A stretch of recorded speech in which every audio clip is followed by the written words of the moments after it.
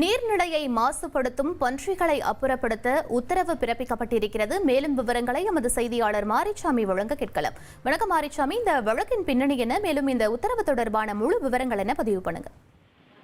நீர்நிலை பகுதியை ஆக்கிரமிப்பு செய்து நீர்நிலையை மாசுபடுத்தி பன்றி வளர்ப்போர் மீது நடவடிக்கை எடுக்க உத்தரவிடக் கோரி மெட்ராஸ் உயர்நீதிமன்ற மதுரை அமர்வில் புதுக்கோட்டை மாவட்டத்தைச் சேர்ந்த மாத்தூர் கிராமத்தைச் சேர்ந்த காசிராஜன் என்பவர் ஒரு பொதுநல வழக்கினை தாக்கல் செய்கிறார். அதில் நீர்நிலை பகுதியை மாசுபடுத்தும் வகையில் உள்ள பன்றிகளை அப்புறப்படுத்த நீதிபதிகள் உத்தரவு பிறப்பித்திருக்கிறார்கள். அதுபோக நீர்நிலை ஆக்கிரமிப்பு செய்து கட்டப்பட்டுள்ள கட்டுமானங்களையும் இடித்து அப்புறப்படுத்த மெட்ராஸ் உயர் நீதிமன்ற மதுரை அமர்வானது உத்தரவு பிறப்பித்திருக்கிறது.